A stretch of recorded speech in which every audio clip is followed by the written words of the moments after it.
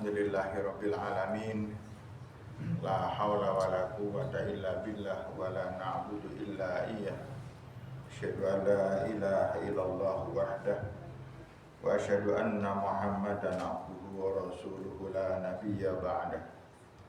Allahumma la sahla illa ma ja'altahu sahlan wa anta taj'alul hazana idza syi'ta sahlan.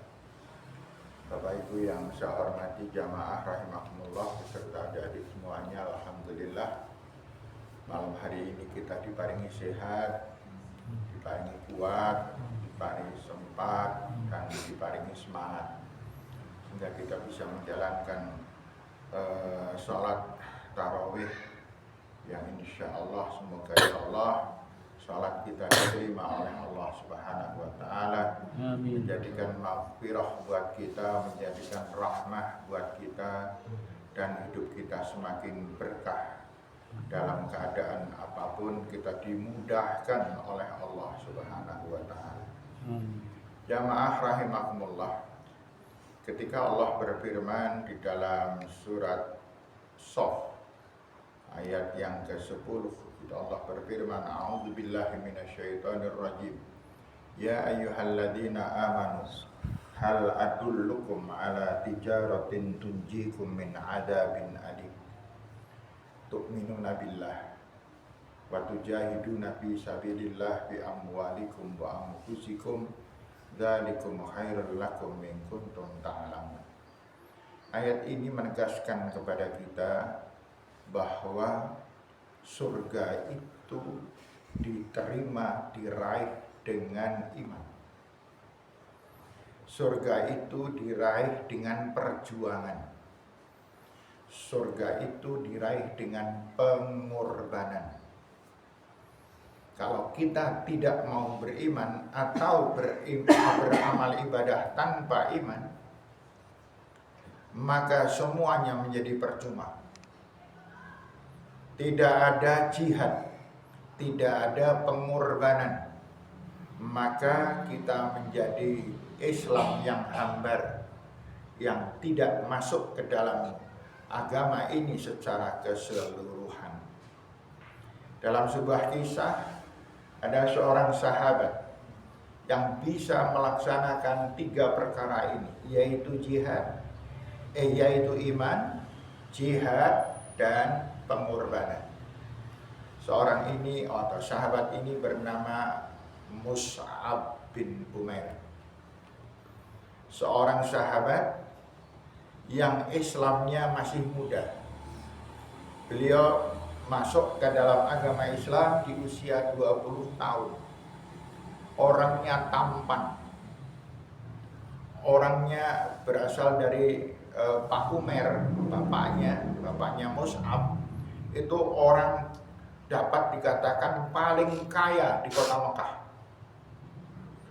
Mus'ab sendiri apabila keluar, maka dia menjadi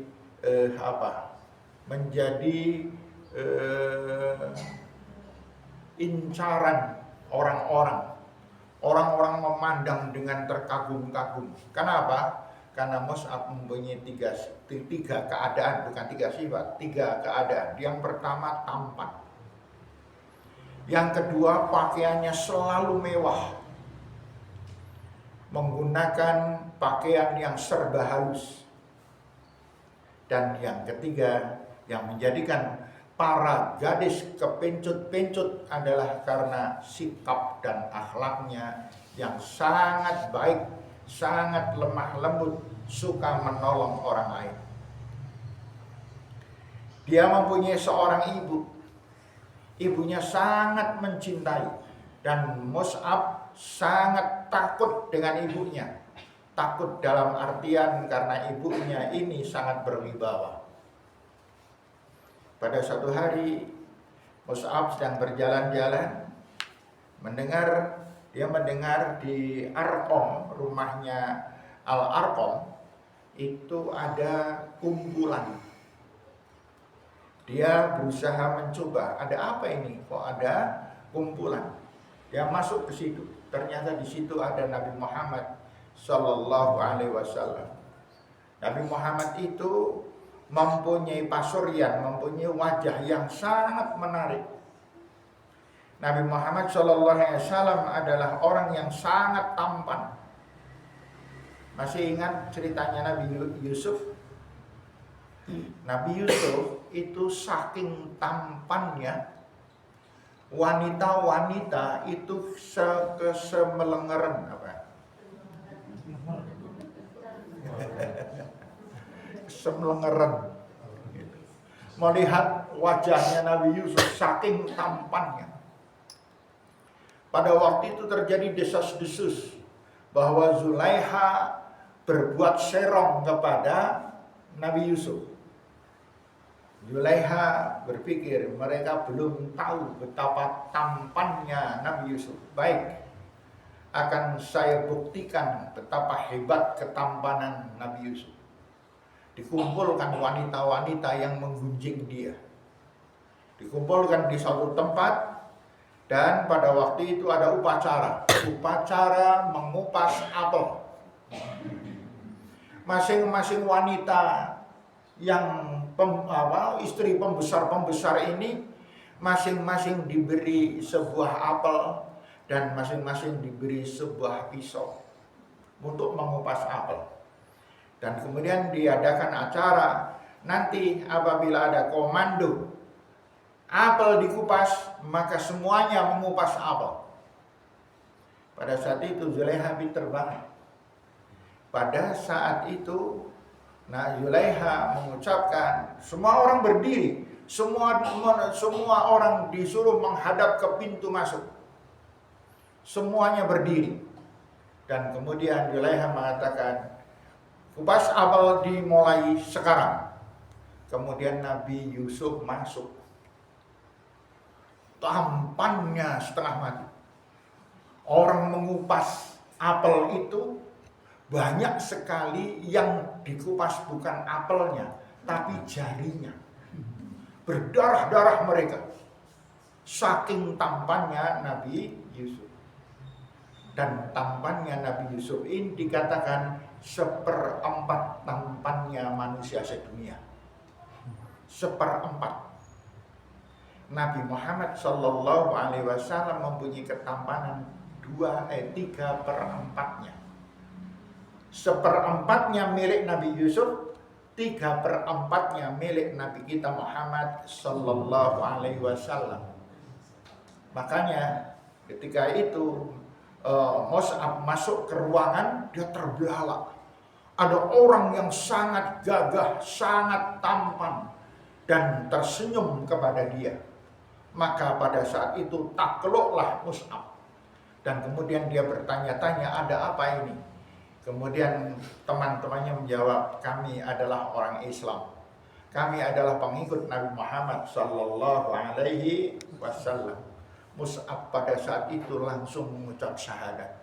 Saking terkagum-kagumnya dengan Nabi Muhammad SAW.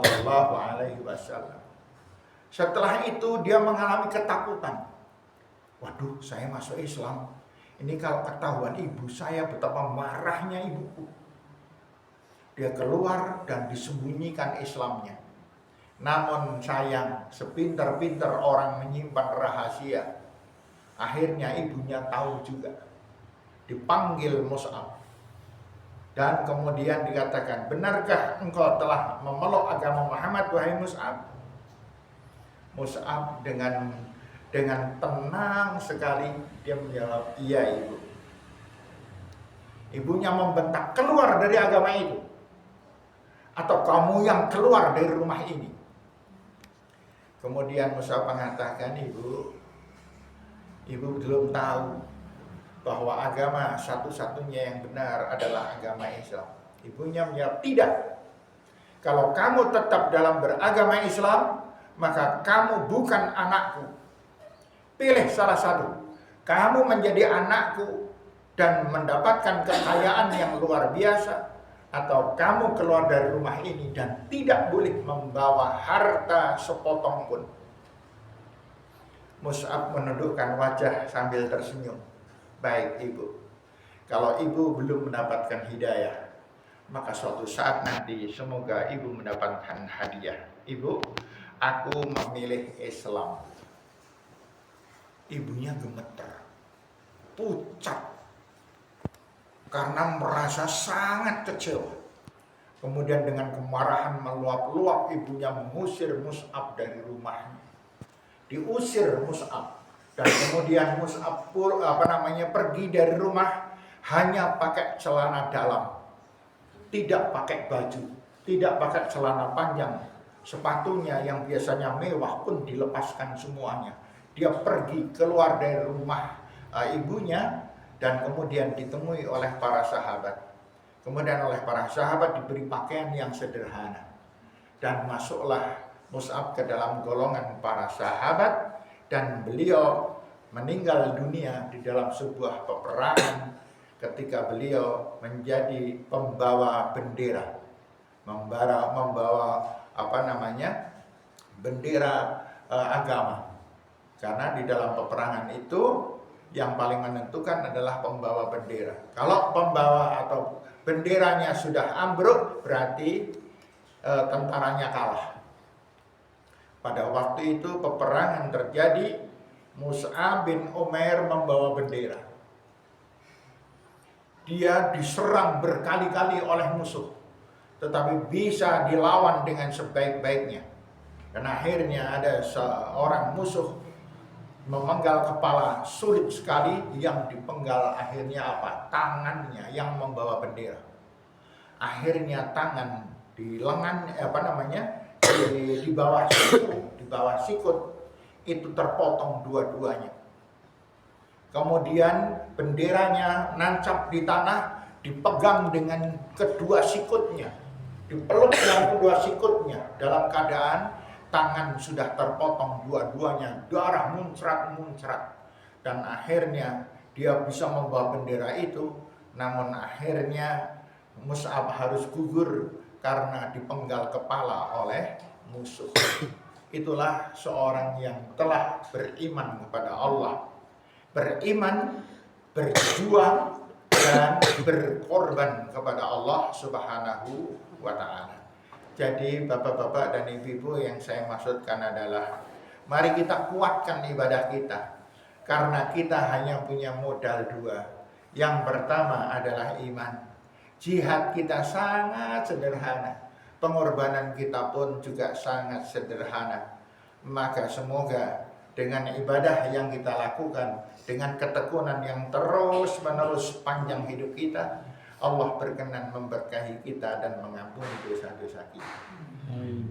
Amin ya rabbal alamin. Demikian, semoga bermanfaat apa yang menjadi kisah dari Mus'ab bin Umair ini, dan menyemangati kita. Kita hanya diperintahkan untuk salat tarawih, dan salat tarawih pun kadang-kadang kita teklak-tekluk. Masya Allah, jadi betapa lemahnya kita, betapa hebatnya para sahabat Rasulullah Sallallahu Alaihi Wasallam.